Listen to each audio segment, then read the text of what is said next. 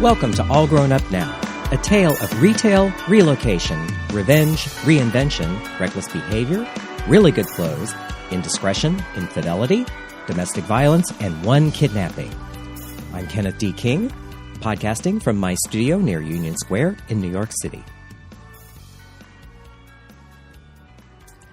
This podcast is another in a series of installments from a novel I wrote called All Grown Up Now, A Friendship in 3 Acts, available on Amazon.com.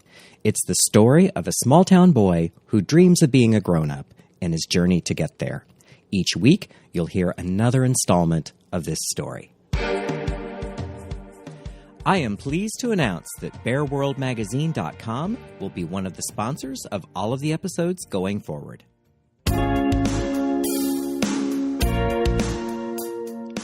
In the last episode, Ken and Mark pulled off a caper that was the product of a court order, a credit card, 24 hours, and one pissed-off queen. Episode 26, Ace the Gumshoe and a lawyer named Pizzaface. The time, June of 1995. The place, San Francisco. It was midnight before we pulled up to Mark's place. Once we got home, we realized the one tiny flaw in our plan. We didn't have the laborers to help unload that damn truck. Mark had to be to work at 9 o'clock the next morning, so for the next 5 hours, we schlepped things into Mark's apartment. But when it was all said and done, we both felt pretty satisfied with the full day's work we had just finished. A few days later, on a sunny Sunday afternoon, I was over at Mark's place helping him unpack boxes. Looking out the window, I saw a big, ugly man built like a fire plug, bald, wearing a Fu Manchu mustache and mirrored aviator sunglasses. He was headed towards the building, and my hunch was that he was up to no good. I pointed him out to Mark. "Oh, that's Ace. You remember him. He was with Julio, and they lived in the building on Burnett Street," Mark said calmly. "You mean the private eye who used to work in the mortuary? The one with the gold nugget pendant he wore around his neck?" "Yeah, that's him," Mark said. "Yikes, shit, pull down the shades. Don't answer the door," I shouted as I ran to pull the window shades down. I had spoken with Ace the Gumshoe a few days after Mark arrived. He called me at the studio and seemed to know where I lived and what was what. Ace the Gumshoe was also talking to Victor. Mark had told me something about him, and I remember thinking that he was someone I wouldn't want mad at me. Knowing his history and knowing he was a private eye, when he started calling Mark, I suggested that, however cozy the conversation got, to remember that Ace spoke with Victor as well. "We can't not answer the door," Mark said. "Besides, he's not someone to have mad at me, even though I suspect he's playing both sides." About that time, the buzzer went off. I about jumped out of my skin. Mark calmly buzzed Ace in, and I could hear him clumping up the stairs as I sat down at the kitchen table. I was feeling a little weak in the knees. Somehow facing down Victor and the possibility of getting my head blasted off wasn't as scary as this. Don't know why. Mark let him in, and after the usual pleasantries, he introduced Ace to me, and we shook hands. "So you're the guardian angel," Ace said, grinning, his gold tooth glinting in the late afternoon sun. "No, I'm just the one who drove the getaway car," I shot back. Ace stood there a few moments, hands in his pockets, coolly surveying me through the mirrored sunglasses. He finally chuckled and said, "I have to say, as a professional, that was good." "Why, thanks, Ace. It's so nice to hear, coming from one who does this for a living." "I'm here to tell you, Ken, Vic didn't know whether to shit or go blind. He had no idea that you were just going to show up like that." "Well, neither did we until about 3 hours before we got there," I said. So Ace regaled us with tales of Victor's version of the events, about how we descended on the place like locusts, all 10 laborers, and Mark's new boyfriend, as well as me, and stripped the apartment of every stick of furniture, every scrap of clothing, everything. I had to correct this version, though. We left quite a lot of stuff, and he could go on living there. Mark didn't want the the soiled furniture or have room for the big screen TV. Vic was convinced that Mark and I went down to L.A. directly from the courthouse and had plotted and prepared for weeks to pull off this caper. Though I was flattered that it looked like it was a more well-thought-out and planned commando raid than it was, I had to confess to Ace that it was just a last-minute thing with no thought put into it, really. Just two pissed-off queens with a court order, a credit card, and 24 hours.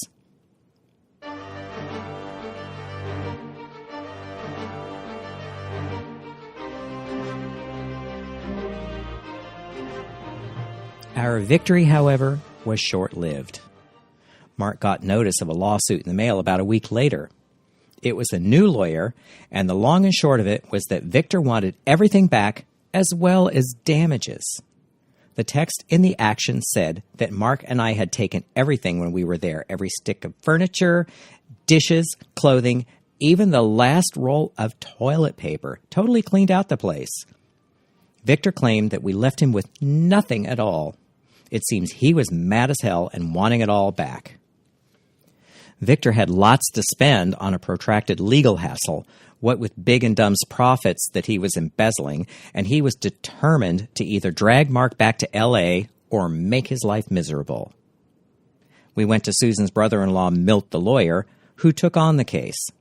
Sadly, though, over time, Milt proved to be a huge disappointment. It was during this period when I became an advocate for gay marriage. If Mark had been in a straight marriage, there was a body of family law to go to for the distribution of property and so forth. Their relationship would have been recognized in the eyes of the law. As it was, even Mark's lawyer felt that this was just a dispute between roommates and suggested that if Mark gave back a few things, Vic would be mollified and go away. "You don't understand," I said. "We're dealing with a nutcase here. The rules don't apply. Give him an inch and he'll take the whole continent." "Ah, yeah, was his very learned answer.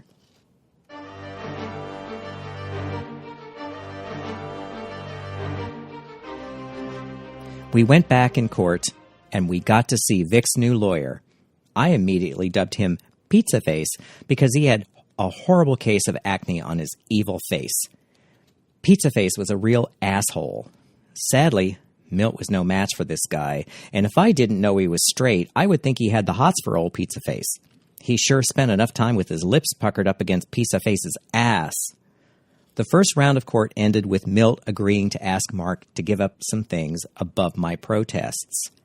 Victor had said that if Mark gave him the opals that Mrs. Thames had given them, then he would call the whole thing off. "So, why don't you just give up the opals?" Milt asked Mark. "Because there are no opals, Milt. He's crazy and knows there are no opals. This is his way of manipulating. You're dealing with a crazy man. Could you get a statement from Mrs. Thames telling the court that she didn't give him any opals?" "I'll try, Milt," Mark said. "But, Milt, there are no opals. None." Now, Mrs. Thames, if you may remember, was my first paying customer.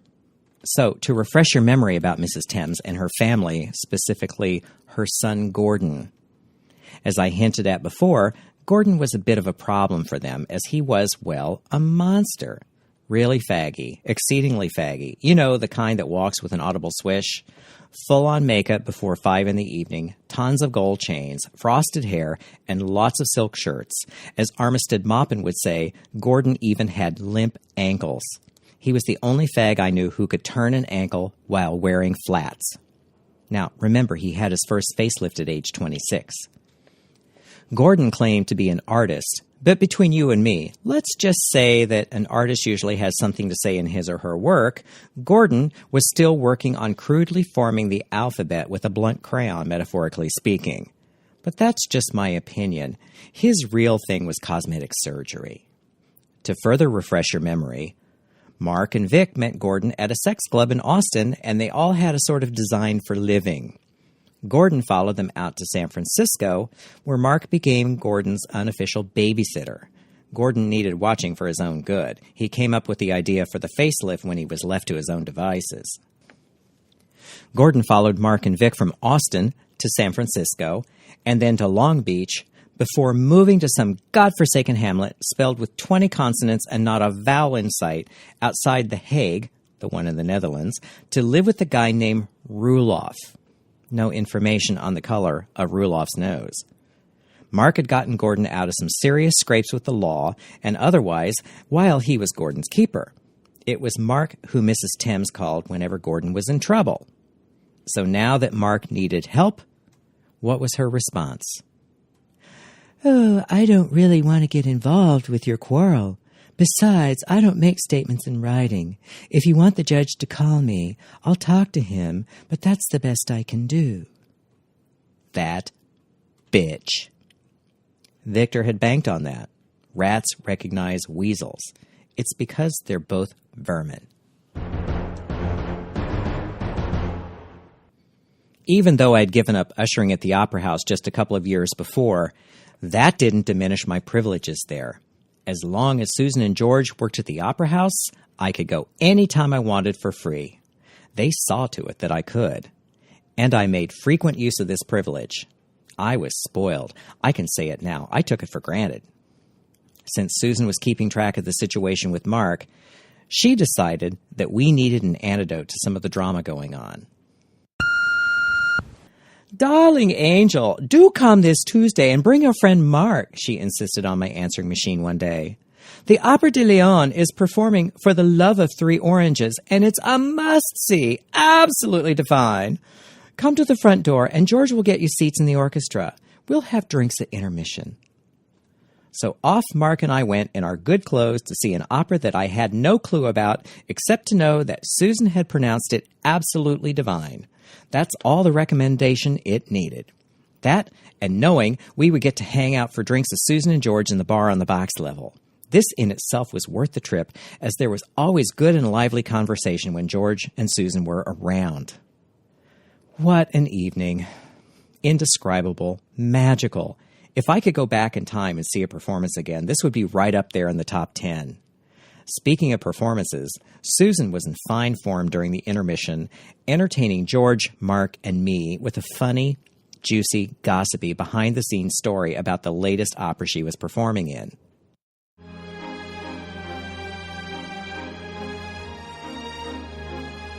As we were walking home after the performance, Mark suddenly stopped in his tracks.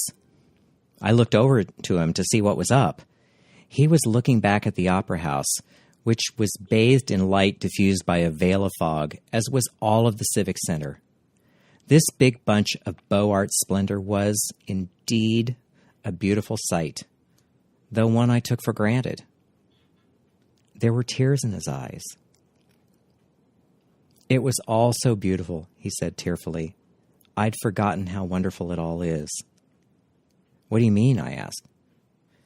"This evening. You don't see it like I do. This is a regular part of your life, and for you, this is nothing special. I haven't been to an opera for 18 years. 18 years.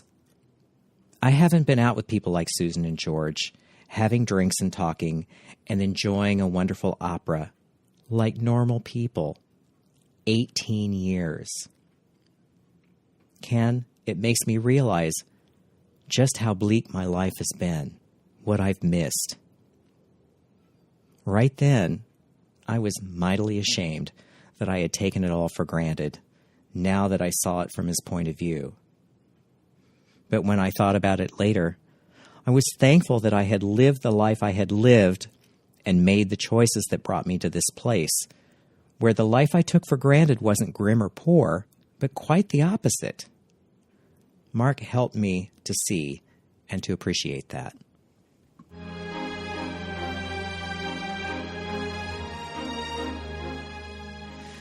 A few days later, Milt the idiot lawyer called Mark to discuss the hated settlement Mark had agreed to. He tried assuring Mark that if he agreed to give Vic a few things, a list was in the mail, this would settle it up. Victor would be able to save face and quit his claim and be off Mark's back. Mark tried to explain to Milt that if one gave Victor an inch, he would want the whole continent. This wouldn't end things, it would just get another demand for even more stuff. The list arrived in the mail the next day, and some of the things Vic was asking for were things he knew it would pain Mark to give up, like his mother's silver, the good Russian lacquer boxes, and some paintings Mark had done that Victor claimed Mark had given him. Other things Vic wanted were just foolishness, like the set of little gold leaf-framed mirrors. The paintings Mark couldn't fake, but he could modify them in unflattering ways, which he did. For the rest, I suggested that we go shopping to buy old silver plate at the thrift stores, cheap mirrors at the Goodwill that we could spray paint gold, and fake Russian lacquer boxes from Cost Plus. Since Victor didn't have photographs of any of these, and he certainly didn't have a discerning eye, how could he prove they weren't the ones he was claiming? And since Vic was adamantly denying to his lawyer that he had any kind of video cameras around the place, I felt that these videos were not a threat. To present them as evidence would have been really inconvenient. It would have also shown that we hadn't completely cleaned out the house, which is what he was alleging that we did. I learned my lesson with the opals. If I had been thinking better or faster, we might have ended this bullshit by just asking for an accurate description of the opals so we knew what to get, and then going down to the wholesale jewelry suppliers and buying them cheap. It would certainly have been less expensive than burning through money and legal fees. When the day came for the handoff, I was out of town, so one of the guys from Mark's counseling group was there with Mark to head off trouble. His name was Butch, and he was a big, solidly built, burly Texan with blonde hair, blue eyes, a big smile, arms like tree trunks, legs that could snap a man in half, and an ass you could crack walnuts on. Oh my God. Vic had come up from L.A. with some kid who was about 22 years old and looked a lot like Mark, as they told me later. Apparently, from what the kid said, he and Vic were an item. The kid was the one appointed to collect all of the goods, as the restraining order prevented Victor from doing it himself. When it was all said and done, Vic never caught on that we had substituted quite a number of the items with counterfeits. And, true to form, after the handoff, Victor's lawyer Pizzaface called Milt and demanded yet more things, completely ignoring the agreement that they had entered. After telling Milt that this was exactly what he told him would happen, Mark fired him, and I hope stiffed him as well. From then on, Mark would be representing himself. The person who said that one who represents himself before the law is being represented by a fool never had Milt for a lawyer. Later, during that first year Mark was in San Francisco, his brother Robert came to visit. I knew Robert and his wife Betty on the phone, but I'd never met them in person. Mark and I both were looking forward to it. Seeing Mark and Robert together for the first time at the airport was fun and an interesting study in contrasts.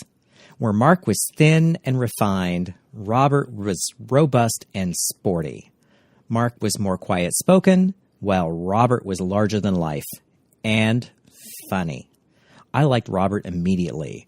On the way back from the airport, he jokingly commented in the car that I drove really fast just like his wife Betty, and what was all the hurry anyway? Robert was staying only a couple of days, and Mark put him up at his place. But during this visit, a strange change came over Mark. Mark turned into a neurotic mess, not sleeping and getting somewhat argumentative. This didn't seem to be the behavior of one who was glad to see his brother. It was most unattractive, and I was really irritated with Mark.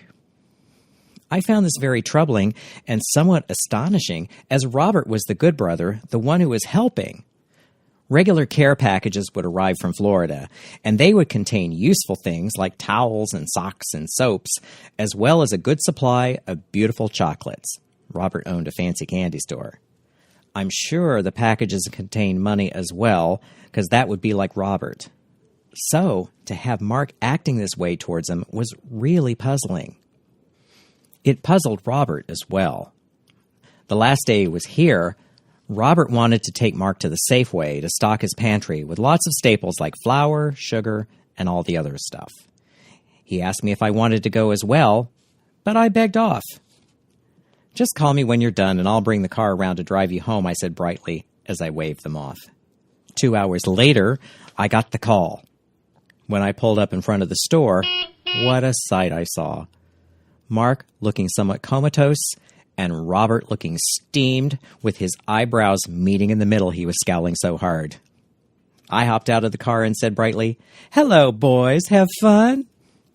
Robert, looking now like something out of the Old Testament, pointed one of his thick, hairy fingers at me and boomed, not a morsel should you have for putting me through this alone." Laughing, I helped load the car.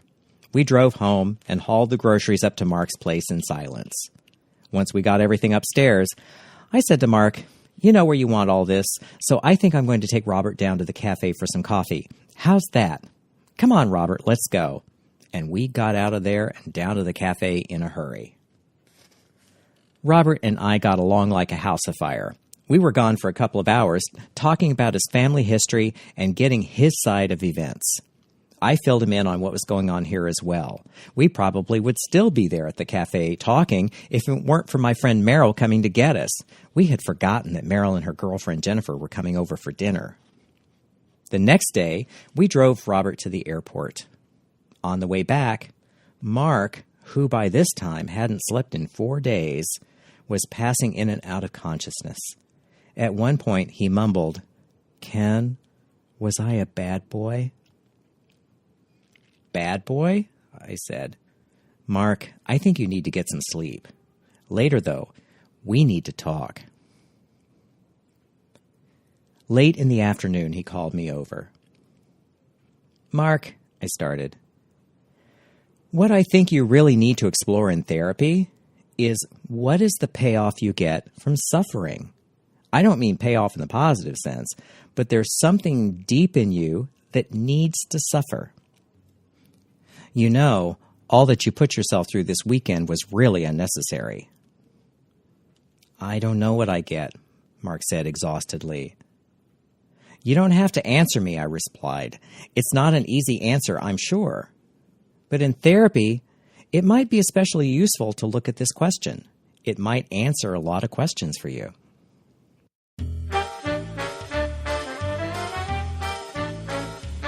You know, this period in my life wasn't all drama. There were some funny times as well. I'd occasionally drive Mark to his job, working the phones at Williams-Sonoma. It was down by Fisherman's Wharf, and usually he got off late at night. The buses were somewhat erratic, so occasionally I'd drive around to pick him up, even though I detested driving down there with all the tourists. There should be a bumper sticker for tourists saying, "I'm on vacation and so is my brain." It would warn the locals what to watch out for. One Friday night, though, I told Mark to take the bus home as I had a date. There was the guy in my neighborhood who I'd been eyeing for some time. He worked downstairs at Stormy Leather. Stormy Leather sold the kind of goods you might expect from a place with that name. The clothes were the usual kinky goods, but it was really fun to see how the help put their spin on the basic look. They each had their own look. There was one Betty Page wannabe, complete with the black hair, cut and bangs, and leopard print. The Jansen-style bathing suits worn with fishnet stockings and high-heel platform pumps. One gal had fluorescent magenta hair and wore black bustiers with black PVC circle skirts and towering fetish boots. There was another gal who had the Heidi Gone Bad look with blonde braids, dirndl, and black combat boots. It was a fun, kinky fashion show down there. Good neighbors, too. In our building, however, my floorboards were literally their ceiling. No insulation or anything, so sound traveled. I got to hear lots of product testing after hours, most distracting. They also had seminars on aspects of the S&M culture, most informative. I learned that cotton clothesline, when run through the washer and dryer, gets soft and pliable, making excellent bindings. More entertaining, though, were those times when the suburbanite couples from Walnut Creek went there to walk on the wild side, only to get stuck inside a latex outfit one or the other had been trying on. No talcum powder. I'd hear the cries for help and laugh about the commotion made to get the poor unfortunates out of the outfit without cutting it apart, and the shouts of, "We have another one stuck in a latex outfit." How humiliating. Anyway, there was a guy who worked at Stormy Leather. I would see him coming and going on a regular basis.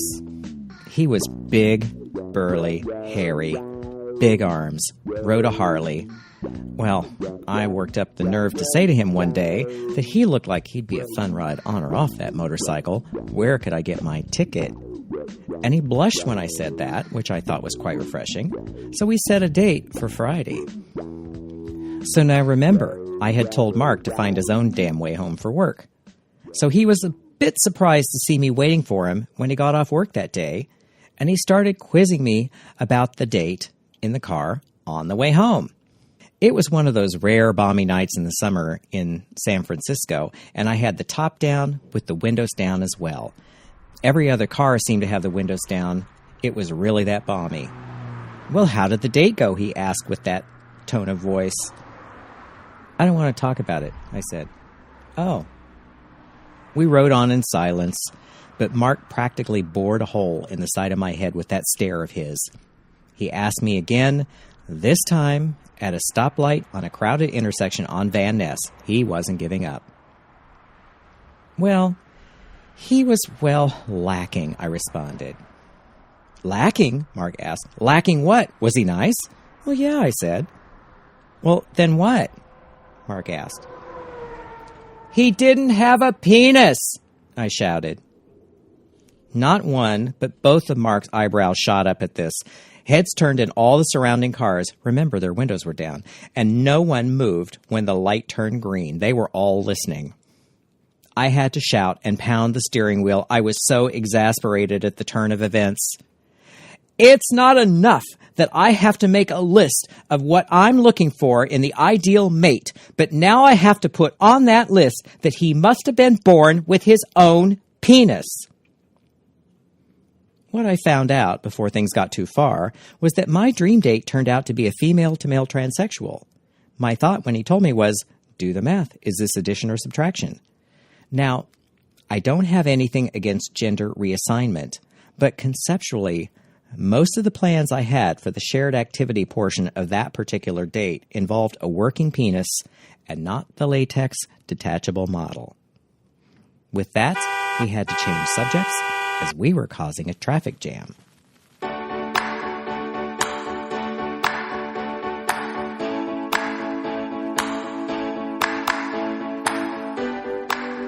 In the next episode, an attempt to update Mark's gay card ends in a horrible flashback. Thanks for listening. I'd like to thank BearWorldMagazine.com for sponsoring this podcast.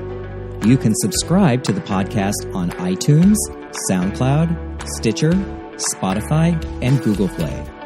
If you have questions, you can reach me through the website allgrownupnow.com. You can follow me on Instagram at Kenneth D. King, on Facebook at Kenneth D. King Design, or on my main website, KennethDKing.com.